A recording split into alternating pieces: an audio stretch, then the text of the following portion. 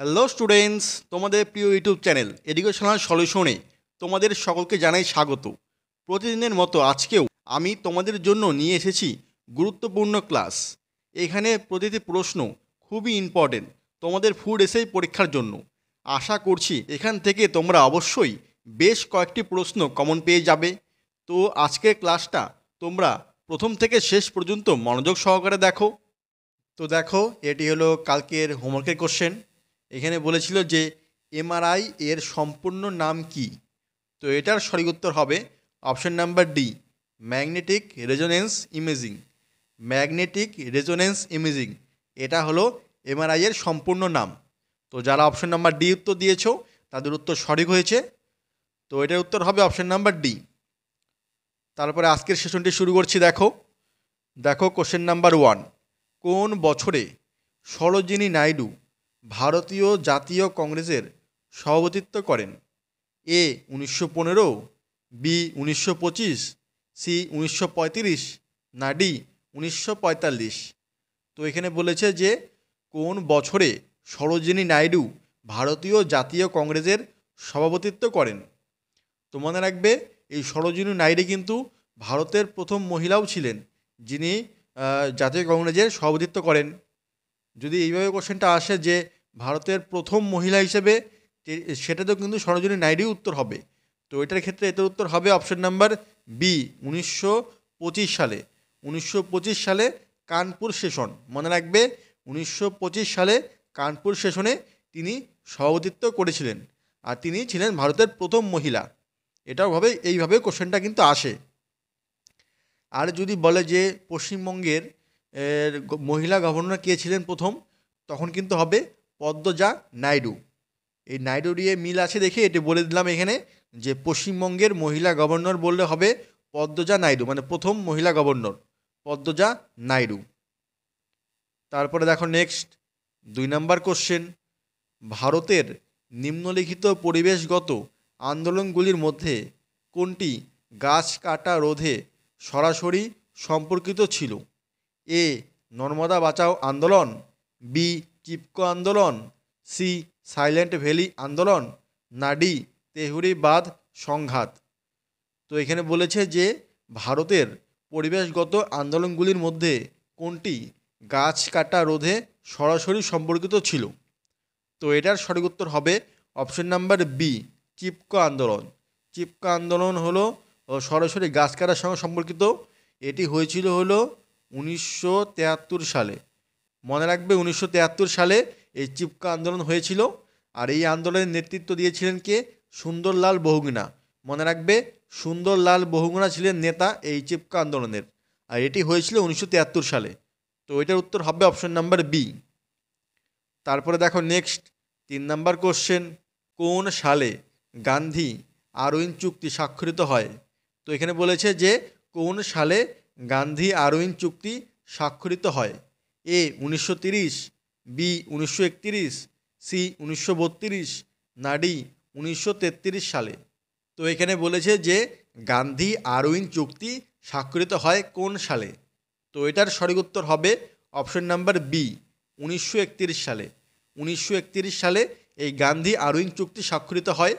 আর 1932 সালে যে option number C যে রয়েছে, 1932 সালে পুনা চুক্তি স্বাক্ষরিত হয় গান্ধী ও আম্বেদকরের মধ্যে। মনে রাখবে গান্ধীজি ও আম্বেদকরের মধ্যে 1932 সালে পুনা চুক্তি এটি স্বাক্ষরিত হয়। এটিও পরীক্ষায় আসে, মনে রাখবে 1931 সালে গান্ধী আরউইন চুক্তি আর 1932 সালে পুনা চুক্তি।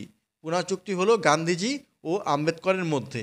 তো এটাও ইম্পর্টেন্ট কোশ্চেন, মনে রাখবে তোমরা কিন্তু। তারপরে দেখো নেক্সট 4 নম্বর কোশ্চেন, অজন্তা গুহাচিত্রগুলি কোন সময়কার? এ গুপ্ত বংশ, বি পাল বংশের, সি মৌর্য বংশের, না ডি রাষ্ট্রকূট বংশের। তো এখানে বলেছে যে অজন্তা গুহাচিত্রগুলি কোন সময়কার, মানে কোন বংশের সময়কার ছিলেন। তো এটার উত্তর হবে অপশন নাম্বার এ, গুপ্ত বংশের। গুপ্ত বংশের সময় এই অজন্তা গুহাচিত্রগুলি ছিল। আর এই গুপ্ত বংশের প্রতিষ্ঠাতা কে রয়েছে? মনে রাখবে যে গুপ্ত বংশের প্রতিষ্ঠাতা হলো শ্রীগুপ্ত। আর এই গুপ্ত বংশের প্রকৃত প্রতিষ্ঠাতা বললে কি হবে? প্রথম চন্দ্রগুপ্ত। যদি বলে গুপ্ত বংশের শুধু প্রতিষ্ঠাতা বলে তাহলে হবে শ্রীগুপ্ত, আর প্রকৃত প্রতিষ্ঠাতা বললে হবে প্রথম চন্দ্রগুপ্ত। আর এই প্রথম চন্দ্রগুপ্ত কিন্তু গুপ্তাব্দ প্রচলন করেন, মনে রাখবে গুপ্তাব্দ, গুপ্তাব্দ প্রচলন করেন প্রথম চন্দ্রগুপ্ত, মনে রাখবে এটা। আর সমুদ্রগুপ্তকে কিন্তু ভারতের নেপোলিয়ান বলা হয়, এটাও মনে রাখবে। আর সমুদ্রগুপ্তকে কবিরাজ উপাধিও দেওয়া হয়। আর সমুদ্রগুপ্ত আরেকটা উপাধিও রয়েছে লিচ্ছবি দৌহিত্র, মনে রাখবে লিচ্ছবি দৌহিত্র। আর এই সমুদ্রগুপ্তেরই সভাকবি ছিলেন হলো হরিসেন, আর এই হরিসেন রচনা করেছিলেন হলো এলাহাবাদ প্রশস্তি, মনে রাখবে এলাহাবাদ প্রশস্তি। কোশ্চেনটা এইভাবে আসে যে এলাহাবাদ প্রশস্তি কে রচনা করেন, তখন উত্তর হবে হরিসেন। আর হরিসেন ছিলেন হলো সমুদ্রগুপ্তের সভাকবি। আর মনে রাখবে যে দাস বংশের প্রতিষ্ঠাতা কে রয়েছে, কুতুবুদ্দিন আইবক। আর সেই দাস বংশের প্রকৃত প্রতিষ্ঠাতা হলেন ইলতুৎমিশ, মনে রাখবে ইলতুৎমিশ। আর এই কনিষ্ক হলো শকাব্দ প্রচলন করেন, মনে রাখবে কনিষ্ক শকাব্দ প্রচলন করেন। এভাবে কোশ্চেনটা আসে যে শকাব্দ প্রচলন করেন কে, তখন উত্তর হবে কনিষ্ক। তো এই গুপ্ত বংশ বলতে বলতে অনেক কিছুই বলে দিলাম, তো যেগুলো বললাম সবগুলো কিন্তু মনে রাখবে, পরীক্ষায় এখান থেকে আসতে পারে। তারপরে দেখো নেক্সট 5 নম্বর কোশ্চেন, পশ্চিম ভারতের কৃষ্ণ মৃত্তিকাকে কি বলে? এ তরাই, বি রেগুর, সি ল্যাটেরাইট, না ডি টেরারোসা। তো এখানে বলেছে যে পশ্চিম ভারতের কৃষ্ণ মৃত্তিকাকে কি বলে? তো এটার সঠিক উত্তর হবে option number B regur. Regur মৃত্তিকা বলা হয় এই কৃষ্ণ মৃত্তিকাকে। আর এখানে কার্পাস চাষও কিন্তু খুবই ভালো হয়, একে ব্ল্যাক সয়েল বা ব্ল্যাক কটন সয়েলও বলা হয়, মনে রাখবে। তো এটার উত্তর হবে অপশন নাম্বার বি। তারপরে দেখো নেক্সট 6 নম্বর কোশ্চেন, ভারতীয় সংবিধানের 19 নম্বর ধারার বিষয়বস্তু হলো কি? তো এখানে বলেছি যে 19 নং ধারার বিষয়বস্তু হলো কি? এ সংশোধনের বিরুদ্ধে অধিকার, বি সাম্যের অধিকার, সি স্বাধীনতার অধিকার, না ডি ধর্মীয় স্বাধীনতার অধিকার। তো এখানে বলেছে যে ভারতীয় সংবিধানের 19 নং ধারার বিষয়বস্তু হলো কি? তো এটার সঠিক উত্তর হবে অপশন নাম্বার সি স্বাধীনতার অধিকার। এখানে রয়েছে হলো স্বাধীনতার অধিকার, তো এটার উত্তর হবে অপশন নাম্বার সি। আর মৌলিক অধিকার তোমাদের কোন পার্টে রয়েছে বা কোন আর্টিকেলে রয়েছে? তো মৌলিক অধিকার রয়েছে হলো পার্ট 3-তে রয়েছে, আর আর্টিকেল 12 থেকে 35-এর মধ্যে রয়েছে। আর্টিকেল 12 থেকে 35-এর মধ্যে রয়েছে, আর হলো পার্ট 3-তে রয়েছে। আর এই স্বাধীনতার অধিকার রয়েছে আর্টিকেল 19 থেকে 22, মনে রাখবে আর্টিকেল 19 থেকে 22-এর মধ্যে রয়েছে এই স্বাধীনতার অধিকার। আর এই স্বাধীনতার অধিকার রয়েছে 6 টাইপের, মনে রাখবে 6 টাইপ অফ অধিকার রয়েছে এই ক্ষেত্রে। মানে 19 নম্বর ধারায় 6 টাইপের মানে 6 রকমের স্বাধীনতার অধিকার রয়েছে, এটাও কিন্তু মনে রাখবে, পরীক্ষা আসতে পারে। তারপরে দেখো নেক্সট 7 নম্বর কোশ্চেন, শক্ত কাঠের গাছ যেমন শাল, সেগুন, নিম এগুলি কোন ধরনের অরণ্যে পাওয়া যায়? এ ক্রান্তীয় পর্ণমোচী অরণ্য, বি কনিফেরাস বন, সি নাতিশীতোষ্ণ পর্ণমোচী অরণ্য, না ডি ক্রান্তীয় কাটা ও ঝোপ জাতীয় অরণ্য। তো এখানে বলেছে যে শক্ত কাঠের গাছ যেমন শাল, সেগুন, নিম প্রভৃতি এই ধরনের অরণ্যে কোন ধরনের অরণ্যে এগুলি পাওয়া যায়? তো এটার সঠিক উত্তর হবে অপশন নাম্বার এ ক্রান্তীয় পর্ণমোচী অরণ্য। ক্রান্তীয় পর্ণমোচী অরণ্যে এই ধরনের মানে গাছগুলি পাওয়া যায়। তো এটার উত্তর হবে অপশন নাম্বার এ। তারপরে দেখো নেক্সট 8 নাম্বার কোশ্চেন, এখানে বলেছে যে আর্থিক জরুরি অবস্থা প্রথম জারি হয়েছিল কত সালে? এ 1962, বি 1971, সি 1975, না ডি কোনোটি নয়। তো এখানে বলেছে যে আর্থিক জরুরি অবস্থা প্রথম জারি হয়েছিল কত সালে? তো আগে মনে রাখো যে আমাদের এখানে মানে ভারতে মানে কয় ধরনের জরুরি অবস্থা জারি হয়েছিল? আমাদের এখানে হলো 3 ধরনের জরুরি অবস্থা জারি হয়েছিল। তার মধ্যে প্রথমটি রয়েছে হলো 352, এটি হলো আর্টিকেল 352, এখানে রয়েছে জাতীয় জরুরি অবস্থা, এটি হয়েছিল 3 বার।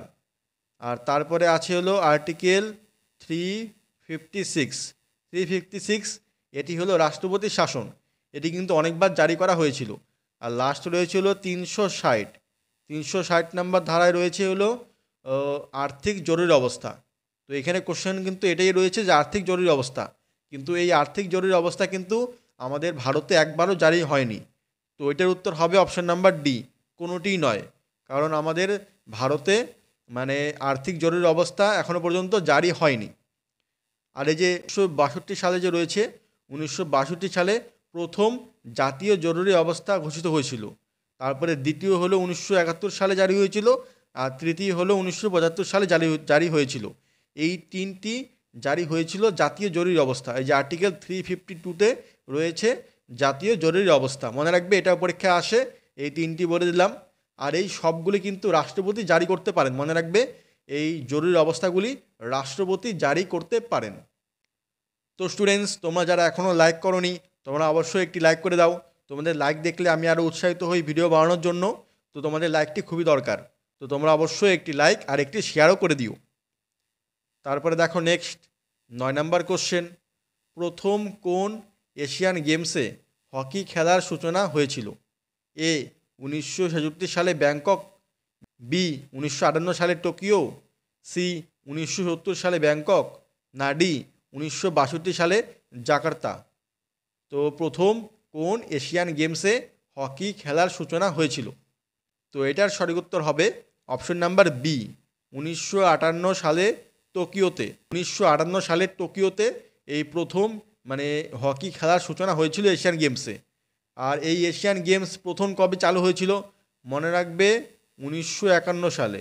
1951 সালে দিল্লিতে মানে ভারতেই হয়েছিল প্রথম এশিয়ান গেমস। আর দ্বিতীয়বারের জন্য ভারতে হয়েছিল কিন্তু 1982 সালে, মনে রাখবে। আর 2018 সালে এশিয়ান গেমস হয়েছিল হলো জাকার্তাতে। আর 2022 সালে হয়েছিল হংচৌ, চীনের হংচৌতে হয়েছিল। আর 2026 সালে হবে কিন্তু জাপানে। এটা কিন্তু ইম্পর্টেন্ট কোশ্চেন। 2026 সালে জাপানে হবে। আর 2030 সালে হবে দোহা, কাতারের দোহাতে হবে। তো এইগুলো সবগুলো জেনে রাখো, কারণ পরীক্ষা এরকমভাবে দেয় যে 2026 সালে 30 সালে কোথায় হবে।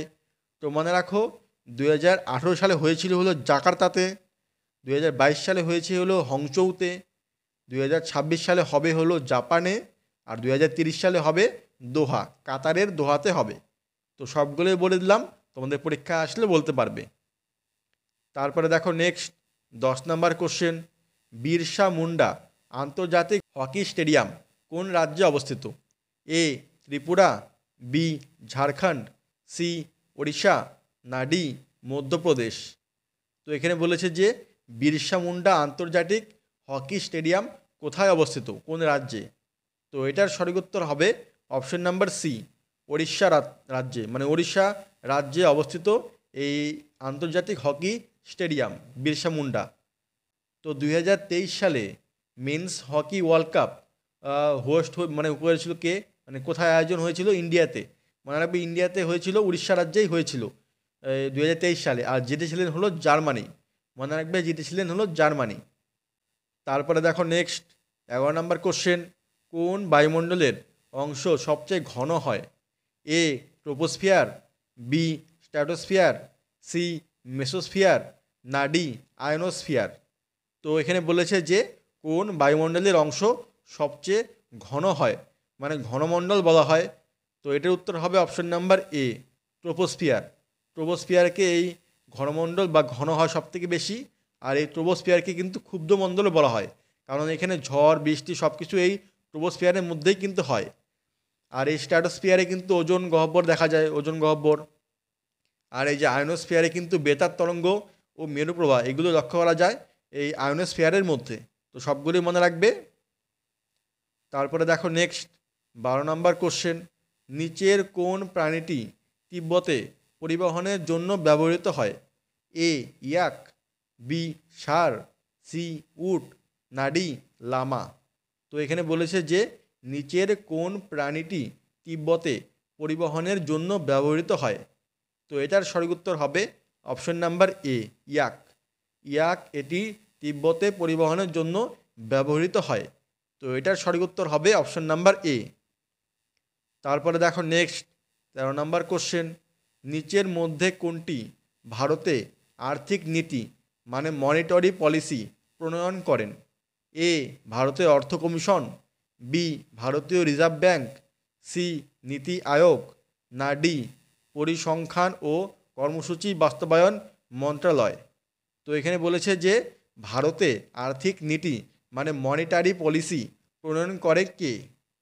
তো এটার সঠিক উত্তর হবে অপশন নাম্বার বি, ভারতীয় রিজার্ভ ব্যাঙ্ক অফ ইন্ডিয়া মানে আরবিআই। ভারতীয় রিজার্ভ ব্যাঙ্ক মানে আরবিআই এটি প্রণয়ন করেন। আর আরবিআই কবে প্রতিষ্ঠিত হয়েছিল? আরবিআই হলো 1935 সালে প্রতিষ্ঠা পেয়েছিল, আর জাতীয়করণ হয়েছিল 1949 সালে। মনে রাখবে 1935 সালে প্রতিষ্ঠা হয়েছিল আর জাতীয়করণ হয়েছিল 1949 সালে। তারপরে দেখো নেক্সট 14 নম্বর question, Tagore centre for the study of culture and civilisation এটি কোথায় অবস্থিত? A Paschimbanga, B Madhya Pradesh, C Andhra Pradesh, না ডি হিমাচল প্রদেশ। তো এখানে বলেছে যে Tagore centre for the study of culture and civilisation এটি কোথায় অবস্থিত? তো এটার সঠিক উত্তর হবে option number D, Himachal Pradesh. Himachal প্রদেশে এটি অবস্থিত। তো এটার উত্তর হবে অপশন নাম্বার ডি। তারপরে দেখো নেক্সট 15 নাম্বার কোশ্চেন, আর আজকের লাস্ট কোশ্চেন এটি। এখানে বলেছে ভারতের নেপোলিয়ান বলে কে পরিচিত? এ সমুদ্রগুপ্ত, বি চন্দ্রগুপ্ত, সি স্কন্দগুপ্ত, না ডি প্রথম চন্দ্রগুপ্ত। তো এই কোশ্চেনের উত্তরটা কিন্তু আগে আমি বলে দিয়েছিলাম একটা কোশ্চেনের জন্য, মানে অজন্তা গুহার ওইখানেই কিন্তু আমি এটা বলে দিয়েছিলাম যে কাকে এই ভারতের নেপোলিয়ান বলা হয়। তো এইটাই তোমাদের জন্য হোমওয়ার্ক দিয়ে দিলাম, তোমরা অবশ্যই এটি পারবে, খুবই ইজি কোশ্চেন এটি। তো আগে 14টি কোশ্চেনের মধ্যে কতগুলি হলো তোমাদের তোমরা অবশ্যই বলবে, আর এই কোশ্চেনের উত্তরটা তো অবশ্যই দিবে, খুবই ইজি কোশ্চেন। তো স্টুডেন্টস এই ছিল আজকের আমাদের ক্লাস। তো তোমাদের ভালো লেগে থাকলে অবশ্যই একটি লাইক করে দেবে, আর কেমন লেগেছে অবশ্যই কমেন্ট করে জানাবে। আর চ্যানেলে যারা নতুন রয়েছো তারা অবশ্যই চ্যানেলটি সাবস্ক্রাইব করে পাশে থাকা বেল বাটনটি অন করে দেবে এরকম আরও ক্লাসের জন্য। তো আজকের মতো এখানেই রাখছি, আবার দেখা হবে পরবর্তী ভিডিওতে। বাই।